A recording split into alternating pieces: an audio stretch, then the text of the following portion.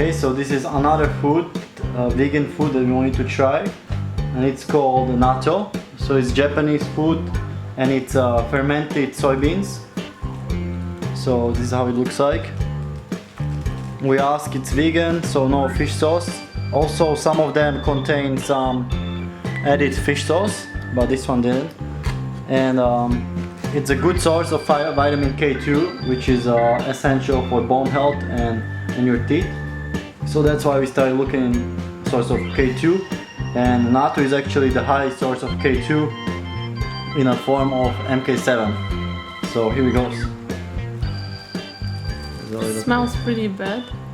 Yeah, smell is like something fermented.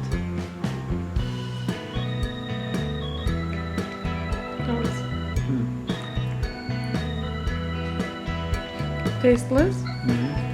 Doesn't have any taste. It's good, but you just need to eat it for K2, man. It's like, you see this gooey thing? So it's like that gooey.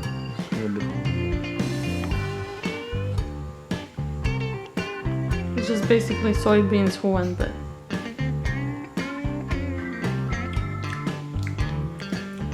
Doesn't have any taste, actually. It's good. So you'll have to add things to it. Yeah, not much taste. But the texture is pretty good. So try your natto. And again, no real, like the texture is not bad, it doesn't taste bad, it just doesn't taste like anything. But it's really good source of K2 if you're worried about getting enough K2 or strong bones, things like that. Or if you have a problem with your teeth, might be a reason to include some K2 in your diet in the form of natto.